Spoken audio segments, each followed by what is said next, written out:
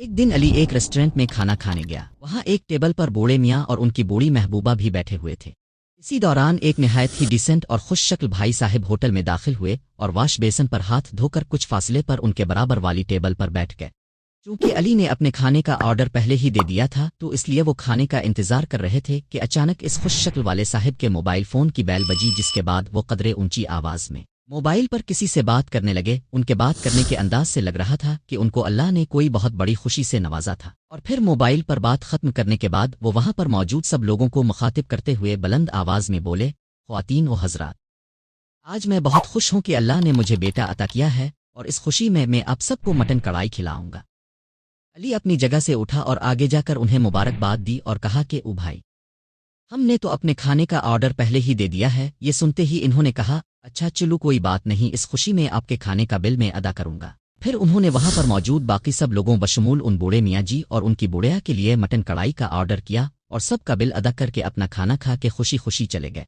चंद दिनों के बाद अली अपने दोस्तों के हमराए एक सिनेमा गया तो क्या देखा कि वही साहब वहां पर एक 5 साल के बच्चे के हमरा टिकट के लिए लाइन में खड़े थे। अली अपने दोस्तों से नज़र बचाकर उनके पास पहुंचा। जो ही उन्होंने अली को देखा, देखते ही मुझे पहचान गए और मुस्कुराने लगे। बहरहाल सलाम दुआ के बाद अली ने तंजिया कहा कि माशा अल्लाह, आपका बेटा तो चंद ही दिनों में इतना बड़ा हो गया है। अली की बात सुनकर उन्होंने कहा, भाई छोड़ो इस बात को, ये बड़ी अजीब कहानी है, फिर किसी दिन मिलोगे तो बताऊंगा। जब उन्होंने ये कहा तो अली का तजस्सुस और भी बढ़ गया और अली ने इसरार किया कि आवे मुझे ये अजीब कहानी अभी बताएं। फिर अली के बहुत इसरार पर उन्होंने जो बात बताई, इसके बाद अली अपने आप को बहुत छोटा समझने लगा और उनका मकाम अली के नज़रों में कदरे बुलंद हो गया।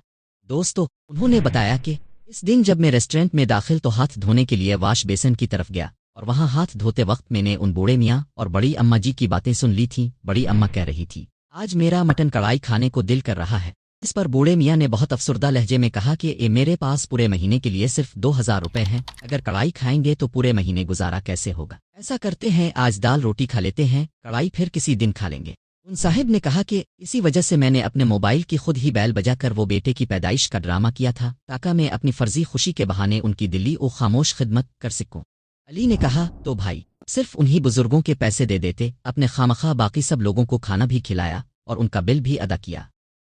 तो उन्होंने जवाब दिया, वो ऐसा करके मैं उन बुजुर्गों की इज्जत नफस मजरू नहीं करना चाहता।